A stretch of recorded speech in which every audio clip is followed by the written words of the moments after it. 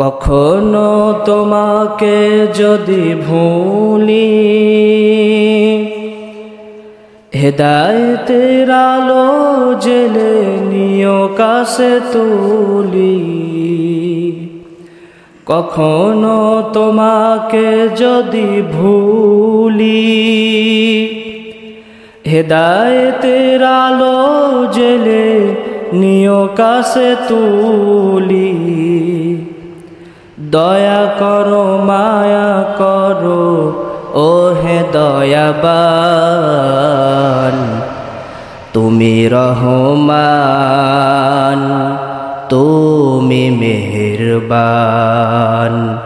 তুমি রহমান তুমি মেহেরবান। জনম জনম যদি গাহি, তোমারি মহিমা গাওয়া শেষ হবে নাহি। জনম জনম যদি গাহি, তোমারি মহিমা গাওয়া শেষ হবে নাহি। ঠাই দিও গো প্রভু ও হে দয়াবান, তুমি রহমান তুমি মেহেরবান। তুমি রহমান তুমি মেহেরবান। দয়াবান কে? আল্লাহ তাআলা। আল্লাহ রাব্বুল আলামিন সূরাতুল ইনফিতরের প্রথম আয়াত থেকে এভাবেই শুরু করলেন, ইজাস সামাউ ফাতারাত। জোরে বলে আল্লাহু আকবার। আল্লাহ রাব্বুল আলামিন বলছেন, বান্দা হে শোনো, তোমাদের মাথার উপরে যে আসমান রয়েছে, যে আকাশ তোমরা দেখছো, তোমাদের পূর্বপুরুষরা দেখেছে। আমি আল্লাহ রাব্বুল আলামিন যে আকাশটাকে কোনো রকম খুঁটি ছাড়া বছরের পর বছর, শতাব্দীর পর শতাব্দী, হাজার বছরের পর হাজার বছর ঝুলিয়ে রেখেছি। এমন একটি দিন আসবে যেই দিন আমি আল্লাহ তাআলা ওই আসমানকে আর ঝুলন্ত অবস্থায় রাখবো না, বরং আমি আল্লাহ রাব্বুল আলামিন ওই আসমানকে ভেঙে চিরে চুরমার করে ফেলবো, বিদীর্ণ করে ফেলবো। আল্লাহু আকবার। এ কথা কার? আল্লাহ রাব্বুল আলামিন এরপরে কি বলছেন, ওয়া ইদাল কাওয়াকিবু তাসারাত। আর তোমাদের ওই যে আসমান রয়েছে, যে আসমানের ভিতরে আমি আল্লাহ তাআলা তোমরা জমিন থেকে দেখতে পাও মার্বেলের মতন তারকাগুলি মিটি মিটি রাতের বেলায় আলো দিতে থাকে। তোমাদের কাছে ওই তারকারাজিগুলা মার্বেলের মতো মনে হতে পারে, কিন্তু আমি আল্লাহ বললাম ওই তারকারাজি একেবারে মার্বেলের মতো ছোট। কাহিনী কিন্তু এতটুকুই শেষ নয়। তোমাদের কাছে এমন মনে হতে পারে, কিন্তু তারকারাজিগুলো এত ছোট নয়। যেই সূর্যকে বর্তমান বিজ্ঞান বলেছে পৃথিবী থেকে সূর্য 13 লক্ষ গুণ বড়। কয় লক্ষ গুণ? 13 লক্ষ গুণ বড়। ওই বিজ্ঞানী বলছে এক একটি তারকারাজি এত বিশাল, এত বিশাল, যেই সূর্য পৃথিবী ছাড়া 13 লক্ষ গুণ বড়। এইরকম 13,000 সূর্য একটি তারকার ভিতরে নিক্ষেপ করলে তারকা বুঝতেও পারে না। সুবহানাল্লাহ। তাহলে ওই তারকারাজি কত বিশাল। আবার বিজ্ঞানীরা বলছে তারকারাজির কথা শুনে আপনাদের চোখ যদি কপালে উঠে যায়। এই তারকারাজিগুলা নির্দিষ্ট একটা কক্ষপথে ঘোরাফেরা করে। চলতে চলতে চলতে চলতে ব্ল্যাক হোল নামে একটা জায়গা আছে। ওই ব্ল্যাক হোলের পাশ দিয়ে যখন যায়, ব্ল্যাক হোল ছোট্ট একটা টান মারে, এক এক টানে কয়েক হাজার কয়েক লক্ষ তারকারাজি মুহূর্তে গিলে ফেলে দেয়। সুবহানাল্লাহ। যেই সূর্য এত বড়, তার থেকে যেই তারকারাজি আরো বড়, এই তারকাও নাকি ব্ল্যাক হোল নামক জায়গাটা গিলে খেয়ে ফেলে। সুবহানাল্লাহ। এগুলোর ক্যালকুলেশন করলে কোনো উত্তর তো পাওয়া যায় না, শুধু একটাই বলতে হয় শব্দ, সেটা হচ্ছে সুবহানাল্লাহ। আমার ভাইরা, আল্লাহ রাব্বুল আলামিন বলছেন তোমাদের মাথার উপরে আসমানের মধ্যে যেই তারকারাজিগুলা মিটি মিটি আলো দিল, ওই তারকারাজিগুলাও আমি আল্লাহ রাব্বুল আলামিন একদিন বিক্ষিপ্তভাবে জমিনের ভিতরে ছড়িয়ে ছিটিয়ে দিব। আল্লাহু আকবার। সেই দিন কোন দিন? ইয়াউমিল কিয়ামা, কিয়ামত যেদিন কায়েম হবে তার আগে। এগুলি সব কিয়ামত কায়েম হওয়ার নিদর্শন। আল্লাহ রাব্বুল আলামিন এরপরে বলছেন ওয়াইদাল বিহারু ফুজ্জিরাত, আর তোমাদের চোখের সামনে যেই তোমরা সমুদ্রগুলি দেখতে পাও, সাগরগুলি দেখতে পাও, যেই সাগরের ঢেউগুলি তোমাদের মনের ভিতরে রোমাঞ্চকর দাগ কেটে দেয়, যেই সাগর দেখতে আমরা কক্সবাজার যাই, মালদ্বীপ যাই, যেই সাগরগুলি আমাদের প্রফুল্লতার কারণ হয়ে ওঠে, ওই সাগরগুলি আমি আল্লাহ রাব্বুল আলামিন বললাম ওয়াইদাল বিহারু ফুজ্জিরাত, ওই সাগরগুলি সেদিন আর রোমাঞ্চকর থাকবে না, আমাদের রোমাঞ্চের কেন্দ্রবিন্দু হয়ে উঠবে না। আমি আল্লাহ রাব্বুল আলামিন ওই সাগরগুলিকে, সকল পানিগুলিকে রাসায়নিক যৌগের মাধ্যমে আগুনের লাভায় পরিণত করে দিব। আবার কোন মুফাসসির ইবনে কাসির রাহিমাহুল্লাহ বলছেন আল্লাহ রাব্বুল আলামিন ওই পানিগুলিকে শুকিয়ে দিয়ে আগুন তৈরি করে উত্তর এবং দক্ষিণ দিক থেকে মানুষদেরকে ধাওয়া করতে পারে, এ কথাও বলেছেন। তাহলে বোঝা গেল ওয়াইদাল বিহারু ফুজ্জিরাত, যেই সাগর আমাদের রোমাঞ্চের কেন্দ্রবিন্দুতে ছিল, ওই সাগরটাও আর স্বাভাবিক অবস্থায় থাকবে না, সাগরটাও বিদঘুটে আচরণ শুরু করে দিবে। আল্লাহ রাব্বুল আলামিনের পরে বলছেন ওয়াইদাল কুবুরু বু'সিরাত, জোরে বলে আল্লাহু আকবার। আল্লাহ রাব্বুল আলামিন বলছেন ওয়াইদাল কুবুরু বু'সিরাত, এবার যেই সমস্ত মানুষগুলি আমি আল্লাহ রাব্বুল আলামিনের আদেশে মৃত্যুবরণ করেছিল, সে যেখানেই শুয়ে থাকুক না কেন, কেউ কবরে পতিত হয়েছে, কেউ নদীতে ডুবে মারা গিয়েছে, কেউ আবার আগুনে পুড়ে ছাই হয়ে গিয়েছে, আমি আল্লাহ রাব্বুল আলামিন যে যে প্রান্তে পতিত হয়েছে, গতিত হয়েছে, ওই সব প্রান্ত থেকে আমি আল্লাহ মানুষগুলিকে তুলব। কবরের হালত বলতে আমরা কি বুঝি ভাই? যে একজন মানুষকে কবর দেওয়া হল, এখানেই কি সীমাবদ্ধ? না, কবরের হালত, কবরের জিন্দেগি মাটিতে পুঁতে দেওয়ার পরে শেষ নয়। কেউ পানিতে ডুবে মারা যেতে পারে, কেউ আগুনে পুড়ে ছাই হয়ে যেতে পারে, কেউ গুম হয়ে যেতে পারে। এক কথায় তার প্রাণ থেকে, তার দেহ থেকে যখন প্রাণটা নিয়ে নেওয়া হয়, রূহটা যখন নিয়ে নেওয়া হয়, এই থেকে নিয়ে, এখান থেকে নিয়ে কিয়ামত পর্যন্ত যে সময়কাল, এই গোটা সময়কালকেই কবরের জিন্দেগি বলা হয়। আল্লাহ রাব্বুল আলামিন বলছেন কে কোন জায়গায় পতিত রয়েছে, গতিত রয়েছে, আমি আল্লাহ রাব্বুল আলামিন সেদিন টেনে টেনে তুলব। আবার 1 নম্বর আয়াতে আমরা ব্যাক যাই, একটু তাফসীর করতে হলে এক এক আয়াত বারবার পড়া লাগে, ঠিক না ভাই? এক এক আয়াত বারবার পড়া লাগে। এবার আপনারা আবার একটু ব্যাগে চলে যান। আল্লাহ রাব্বুল আলামিন প্রথমে বললেন কি ইজাস সামাউ ফাতারাত, আসমান বিদীর্ণ, ভেঙে চুরে চুরমার করে ফেললাম। ওয়াইদাল কাওয়াকিবু তাসারাত, আসমানের ভিতরে যে তারকারাজি ছিল এগুলা ছিঁড়ে ছিঁড়ে জমিনে মারলাম। আল্লাহ এর পরে বলছেন ওয়াইদাল বিহারু ফুজ্জিরাত, আল্লাহ রাব্বুল আলামিন বলছেন সাগরের ভিতরে যেই পানিগুলা ছিল, এই পানিগুলাকে আমি আল্লাহ রাব্বুল আলামিন অগ্নিকাণ্ডে পরিণত করে দিলাম। এই পৃথিবী যখন তছনছ হয়ে গেল, আল্লাহ এবার বলছেন ওয়াইদাল কুবুরু বু'সিরাত। বু'সিরাত শব্দের অর্থ, এটা আরবি গ্রামার যারা বোঝেন, ফাআলালাতুন একটা বাব আছে, ওই বাবের মাজদার থেকে এসেছে বু'সিরা, যেটার মূল অক্ষর হচ্ছে 4টি। এই বু'সিরা আরবিতে এর আবিধানিক পারিভাষিক অর্থ হচ্ছে এটা যে আমি কখনো সফরে গিয়েছি, যেমন গতকাল আমি কুষ্টিয়া থেকে আসার সময় আমার ট্রেন ছিল দুপুর 12:30টায়, এই ট্রেন চলে আসলো 12টা 8 মিনিটে। আমি জলদি করে আমার মানি ব্যাগ, এরপরে ঘড়ি, আংটি, সবগুলি টুপি একসাথে একেবারে ব্যাগের ভিতরে ঢুকায় দিচ্ছি, যাতে করে আমি ট্রেনটা ধরতে পারি। আমি ছুটতে ছুটতে এসে ট্রেনে কোনো রকম ধাক্কাইতে ঢুকলাম। এরপরে ট্রেনের যখন আমার টিকিট দেখানোর প্রয়োজন হলো, টাকা দেওয়ার প্রয়োজন হলো, টিটি যখন এসে খোঁজ নিল, তখন আমি আর মানি ব্যাগ পাই না। তো এই মানি ব্যাগ খোঁজার জন্য আমি একেবারে আমার হুডি টান দিয়েছি, কোডি টান দিয়েছি, চাদর, মাফলা সবই টান দিয়েছি। দেওয়ার পর দেখি এক কোনায় মানি ব্যাগটা পড়ে রয়েছে। এই যে মানি ব্যাগ খোঁজার জন্য আমি সব কিছু এলোমেলো করে ফেলে দিলাম, এটাকে আরবিতে বলা হয় বাআসারা বু'সিরা। বুঝতে পেরেছেন? যেটা তুলতে গিয়ে সব কিছু এলোমেলো হয়ে যায়।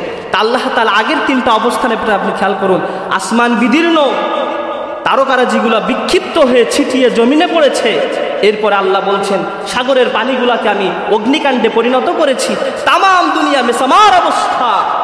এরপর আমি আল্লাহ তাআলা বলছি জমিন থেকে তোমাদেরকে টেনে টেনে তোলা হবে, একেবারে টেনে টেনে তোলা হবে। এটাকে আরবিতে বলা হয় বসিরা। বুঝতে পেরেছেন? আল্লাহ রাব্বুল আলামিন বলছেন আমি আল্লাহ তাআলা কে কোথায় গঠিত পরিচিত রয়েছে ওই সকল মানুষগুলোকে আমি আল্লাহ তাআলা টান দিয়ে দিয়ে তুলবো। আল্লাহু আকবার। আল্লাহ রাব্বুল আলামিন এই যে চারটি অবস্থা বর্ণনা করলেন, এবার যেই কথা আপনাকে বলবেন আল্লাহ রাব্বুল আলামিন, এই কথা শোনার পরে এই চারটি অবস্থা, এই চার অবস্থান আপনার কাছে আর ধর্তব্যই মনে হবে না। আল্লাহ রাব্বুল আলামিন এবার বলছেন আলিমাত নাফসুম মা কদ্দামাত ওয়া আখখারাত। জোরে বলি আল্লাহু আকবার। আল্লাহ রাব্বুল আলামিন বলছেন বান্দাও হে শোনো, তুমি তোমার দুনিয়ার জিন্দেগিতে কোন জিনিস তুমি ধরেছিলে আর কোন জিনিস তুমি ছেড়ে দিয়েছিলে, কোনটাকে তুমি শক্তভাবে মজবুত করে দৃঢ়তার সাথে ধরে রেখেছিলে, পালন করেছিলে, আর কোনটাকে তুমি ছেড়ে দিয়েছিলে, এই জবাবদিহিতা এখন করো। এ কথা কার? এই কথা যখন আপনাকে আমাকে আল্লাহ রাব্বুল আলামিন বলবেন, তখন আগের যেই চারটা অবস্থানের কথা আমরা বর্ণনা করেছি, বান্দার কাছে এই চারটা ধর্তব্য থাকবে না। জবাবদিহিতা এটা বড় কঠিন জিনিস, এটার সামনে দাঁড়ানো খুবই মুশকিল। যে পাই টু পাই জীবনের হিসাব চুকিয়েছে সে জবাবদিহি করতে পারে, কিন্তু যে 6কে 9 বানিয়েছে আর 9কে 6 বানিয়েছে, রাতের কাজ দিনে করেছে, দিনের কাজ রাতে করেছে, এমন মানুষ কখনো জবাবদিহিতার সম্মুখীন হতে চায়। তো আল্লাহ তাআলা বলবেন আলিমাত নাফসুম মা কদ্দামাত ওয়া আখখারাত, পূর্বে তুমি কোন জিনিসকে ধরেছো আর কোন জিনিসকে তুমি ছেড়ে দিয়েছো, এটার জবাবদিহি এবার করো। আমার ভাইয়েরা, এখানে তাফসীর ইবনে কাসির রাহিমাহুল্লাহ দুইটা বিষয় টেনেছেন। কয়টা বিষয়? দুইটা বিষয়। তাকদিম এবং তাহকির আপনাকে আমাকে বুঝতে হবে। তাকদিম এবং তাখির, এই দুইটা জিনিস আপনাকে আমাকে বুঝতে হবে। সেটা কি? সেটা হচ্ছে এমন একটি জিনিস, আপনার আমার বাসায় ড্রেসিং টেবিল আছে না? আছে ড্রেসিং টেবিল, যেটাতে আমরা মুখ দেখি, চুল আঁচড়াই, এটা। তো আপনার স্ত্রী একদিন আপনাকে ডেকে বলছে যে দেখেন এই গ্লাসটা তো ভেঙে গিয়েছে, তো এই গ্লাসটা আগে সারানোর দরকার, যেহেতু লোকজন আসলে রুমের ভিতরে বসলে আগে এটা নজরে পড়ে, দৃষ্টিকটু, সৌন্দর্যের ঘাটতি হচ্ছে এটার জন্য। তো এটা কি করা যায়? তো আপনি বললেন আসলেই তো বিষয়টা দৃষ্টিকটু, ঠিক করার দরকার, মানুষজন আসলে এটা চোখে পড়ে, তো এটা ঠিক করার দরকার। তো আপনি বললেন ঠিক আছে আজকে আর হবে না, আমি যেহেতু এখন অফিসে যাচ্ছি, তো শুক্রবার ছুটি আছে, জুমার দিন, সেদিন এটা আমরা ঠিক করে নিই।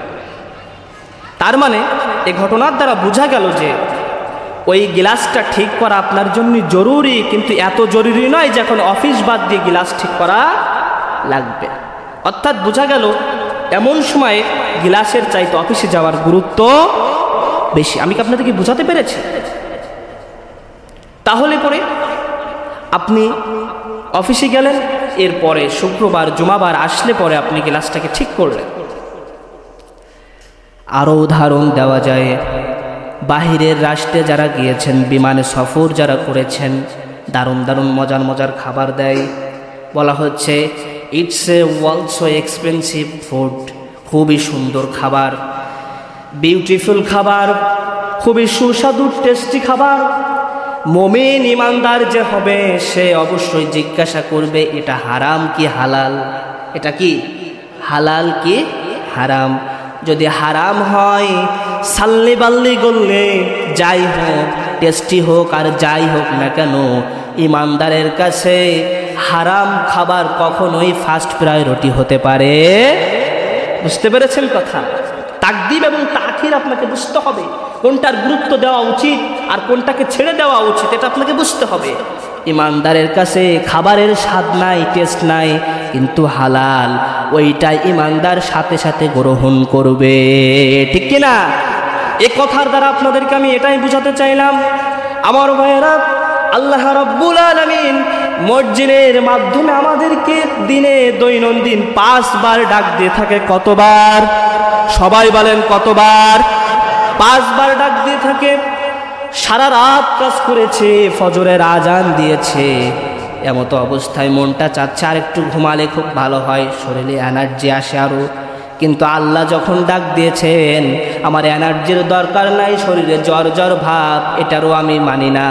আল্লাহ ডাক দিয়েছেন, ঘুমের চাইতে আল্লাহর ডাকে সাড়া দেওয়ার প্রায়োরিটি থাকতে হবে, ঠিক কিনা? এটা হলো তাকদিম এবং তাকিদ, কোনটাকে গুরুত্ব দেওয়া আর কোনটাকে ছেড়ে দেওয়া। এই শব্দের তাৎপর্য আপনি বুঝতে পেরেছেন? মুফাসসিরিন ইকরাম এই শব্দের ব্যাখ্যায় আরো একটা কথা বলেছেন।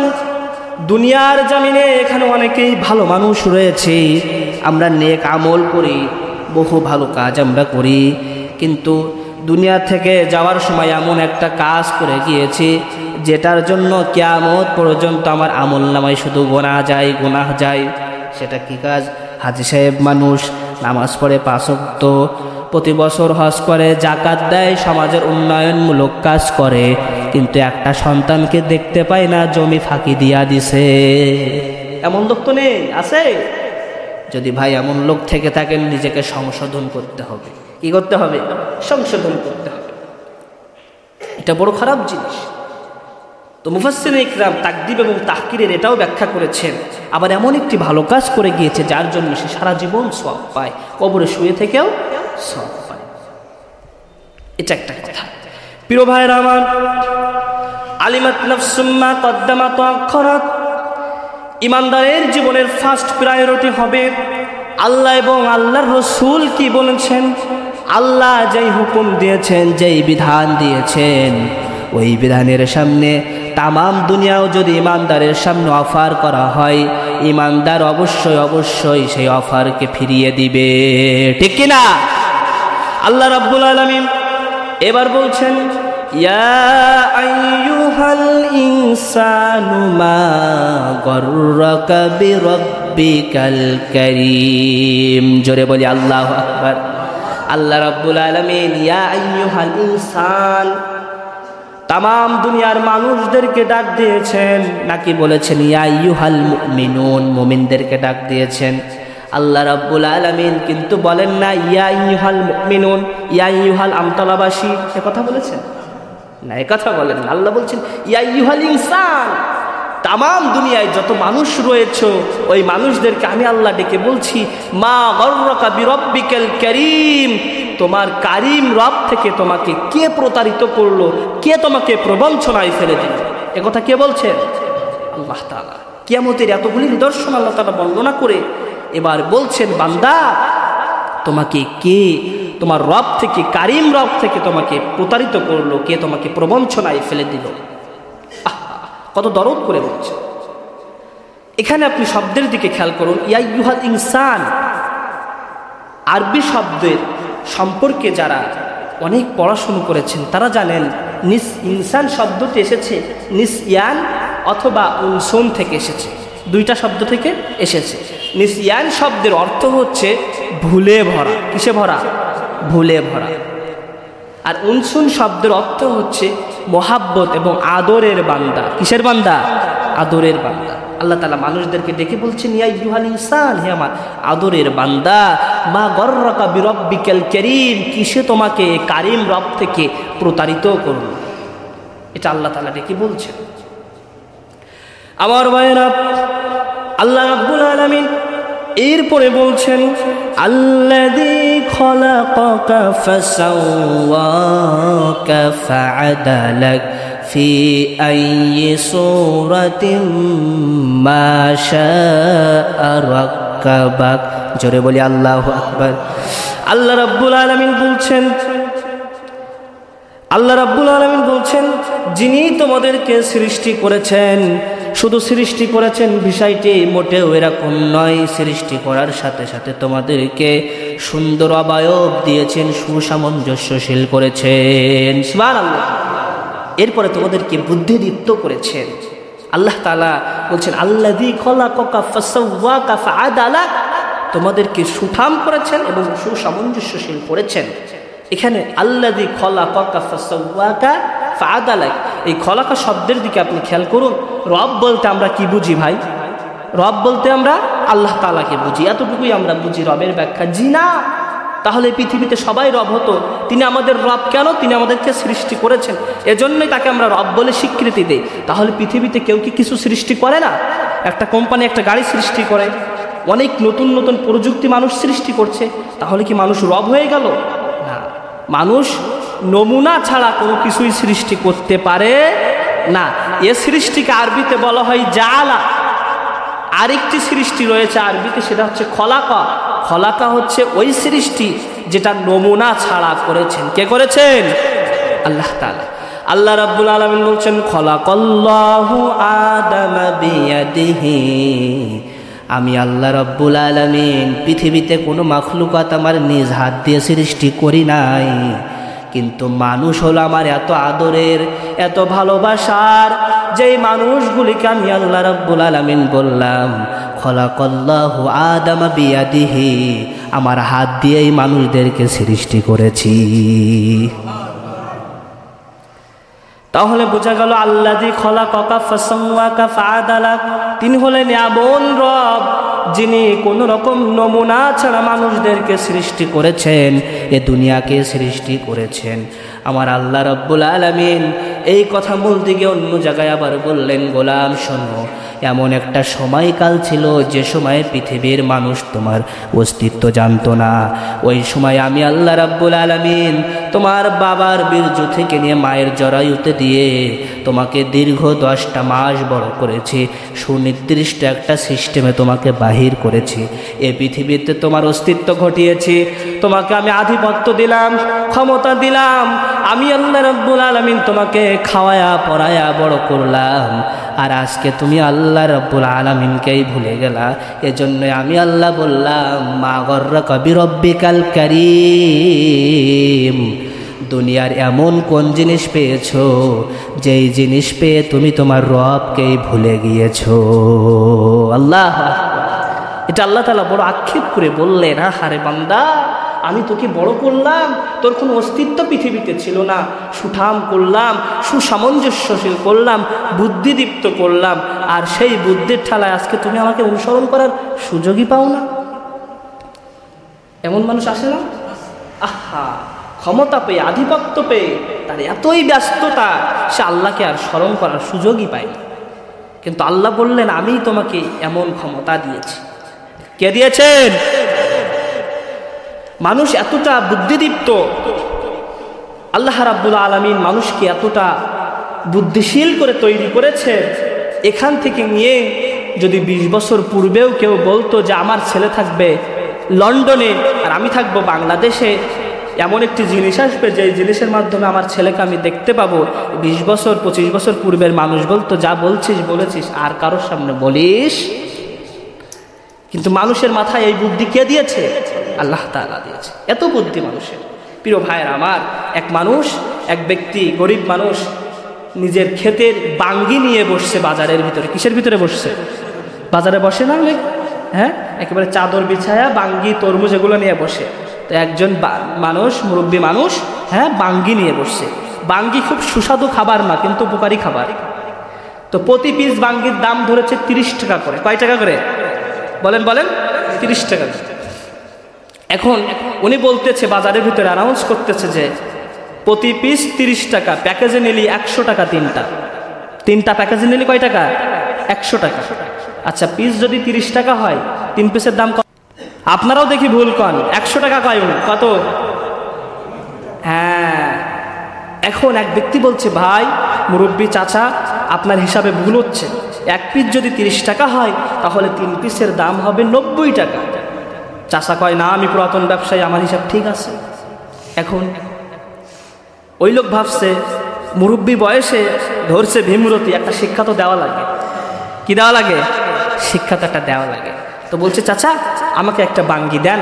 বাঙ্গি নিয়েছে, 30 টাকা দিয়েছে। এরপরে বলছে, চাচা বাঙ্গি একটা তো হবে না, আপনি আমাকে আরো একটা দেন। তো আরেকটি বাঙ্গি নিয়েছে, আরো 30 টাকা দিয়েছে। কটা নিল? 2টা। শেষে বলছে, চাচা বাসার সদস্য সংখ্যা তো অনেক বেশি, 2টা বাঙ্গিও হবে না, আপনি আমাকে আরও একটি বাঙ্গি দেন, 30 টাকা নেন। তাহলে কয়টা বাঙ্গি নিয়েছে? 3টা। দিয়েছে কত? 90 টাকা। এবার লোকটি বলছে, চাচা এই টাকাটা ধরে একটা গুণা দেন তো দেখি কত হয়। চাচা গুনছে, গুনার পরে বলছে যে কত হয়েছে? তা চাচা কয় হিসাব ঠিক আছে, 100ই হয়েছে। কয় কেমনে? তা কয় আমি এমন একটা খেলা দিছি এখানে, সকাল থেকে যারা একটি বাঙ্গি নিতে এসেছিল তাদের মাইন্ডসেটটা ঘুরায়া 3টা নিয়েছি, যারা একটা নিতে এসেছিল কেউ একটা নাই, 3টাই নিয়েছে।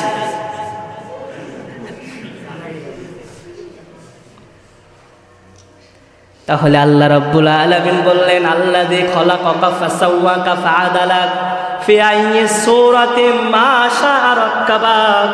আমি আল্লাহ রাব্বুল আলামিন মানুষকে সোজা সামঞ্জস্যশীলভাবে তৈরি করেছি, বুদ্ধিদীপ্ত তৈরি করেছি আল্লাহ রাব্বুল আলামিন। এরপরে বলছেন, বান্দা তোমাকে আমি কিয়ামতের দিক নির্দেশনা বর্ণনা করে শোনালাম, জবাবদিহিতার কথা শোনালাম, কিসে তোমাকে প্রতারিত করেছে এটাও শোনালাম। আমি আল্লাহ রাব্বুল আলামিন তোমাকে কত নাজ নিয়ামত দিয়েছি এটাও শোনালাম। এরপরও কাল্লা বাল তুকাযযিবুনা বিদ্দিন, তোমরা কি ওই বিচার দিবসে বিশ্বাস করো না? কোন বিচার দিবসে? ইয়াউমিল কিয়ামা, কিয়ামতের দিনে কি তোমরা বিশ্বাস করো না? সেদিন তোমাদেরকে অবশ্যই জবাবদিহি করতে হবে। কাজেই আমি আল্লাহ তাআলা যেগুলো তোমাদেরকে বিধিবিধান হিসাবে দিয়েছি সেগুলোকে তোমরা তাকদীম আঁকড়ে ধরো, আর যে সমস্ত তাগুত শয়তানের বিধিবিধান তাখির সেগুলোকে তোমরা লিফ করো, ছেড়ে দাও। এ কথা কার? আল্লাহ রাব্বুল আলামিন। এরপরে বলছেন, ওয়া ইন্না আলাইকুম লাহাফিজিন, আমি তোমার এমন রব, আমি তোমার এমন দয়াদ্র রব, যেই রব প্রতিদিন তোমাকে সংরক্ষণ করার জন্য, রক্ষণাবেক্ষণ করার জন্য 2 দল ফেরেশতা নিযুক্ত করি। সুবহানাল্লাহ। কয় দল ফেরেশতা? আরো জোরে কোন? 2 দল ফেরেশতা নিযুক্ত করি, যেই দলের কাজ কি? কেউ ফজর থেকে নিয়ে আসর পর্যন্ত তোমাকে নিরাপত্তা দান করে, আবার একটি দল আসর থেকে নিয়ে ফজর পর্যন্ত তোমার নিরাপত্তা দান করে। সুবহানাল্লাহ বলেন। কিভাবে নিরাপত্তা দান করে? ছোটবেলায় আপনি আমি যারা ক্রিকেট খেলা করেছেন, ক্রিকেট খেলছেন ভাই, ডিউজ বল আছে না? শক্ত না নরম? অনেক শক্ত, মুরব্বী মানুষের মাথায় লাগলে মাথায় পানি দিতে হয়। তো ওই বল, পেসের বলে যারা খেলা করছেন, মাঝে মাঝে কপালে লাগছে, এখানে লাগছে, এখানে লাগছে, টার্গেট বরাবর যদি একবার ঢুকে যায় তো আপনি আমি আজকে কানাই থাকতাম, ঠিক না? এটা এমনিতেই হয় না। রাস্তায় চলতে চলতে কতবার দেখলাম ট্রাকের তলে বাচ্চা যায় গেল, কুঞ্চিটা গেল এই পাশ থেকে, কিন্তু টার্গেট বরাবর যায় না। এটা এমনিতেই হয় না।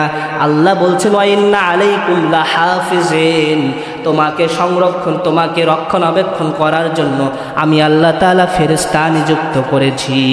সুবহানাল্লাহ। আল্লাহ রাব্বুল আলামিন এরপর বলছেন, কিরামান কাতিবিন, তোমার 2 ঘাড়েও রয়েছে ফেরেশতা, তোমাকে রক্ষণাবেক্ষণ করার জন্য যেমন আমি আল্লাহ রাব্বুল আলামিন ফেরেশতা নিযুক্ত করেছি, কিরামান কাতিবিন, সম্মানিত ফেরেশতাগণ তোমার কাঁধে রয়েছে। এটা তোমার রক্ষণাবেক্ষণ করার জন্য নয়, এটা তোমার কুকীর্তি এবং ভালো কীর্তি লিখে রাখার জন্য। সুবহানাল্লাহ। তাহলে পরে আপনাকে রক্ষণাবেক্ষণ করবে আর আপনার দেখে রাখার জন্য, আপনার কীর্তিগুলো লিখে রাখার জন্য ফেরেশতা রাখবে না, এটা হতে পারে না। আল্লাহ রাব্বুল আলামিন এরপরে বলছেন, ইয়ালামুনা মা তাফআলুন, ভালো খারাপ জানা অজানা সবকিছুই তারা লিপিবদ্ধ করে। কাজেই কথা বলা, কাজ করা সবগুলি হিসাব কিতাব করে করতে হবে, ঠিক কিনা বলে? হিসাব করে বলার দরকার নেই নাকি? কথা বলার বেলায় হিসাব করে বলতে হবে, ঠিক কিনা? আল্লাহ রাব্বুল আলামিন বলছেন, মা ইয়ালফিজু মিন কাউলিন ইল্লা লাদাইহি রাকিবুন আতীদ। জোরে বলে আল্লাহু আকবার।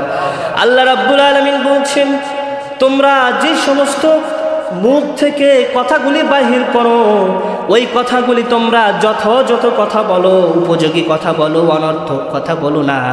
আমি আল্লাহ তাআলা তোমাদেরকে মুখ দিয়ে তাই বাহির করার সক্ষমতা দেই।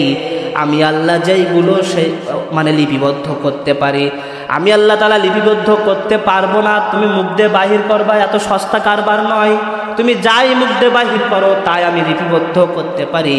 রাকিবুন আতীদ, আমি সংরক্ষণ করতে পারি। কাজী কথা বলার সময় হিসাব করে কথা বলার দরকার আছে না নাই?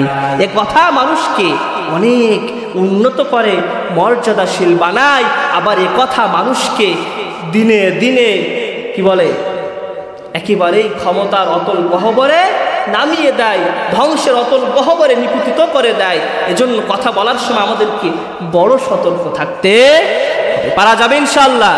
আমি আর আগাচ্ছি না, বাকি যে আয়াতগুলো আছে আল্লাহ তাআলার কাছে আমরা প্রার্থনা করে আগামী একদিন কথা বলার চেষ্টা করব।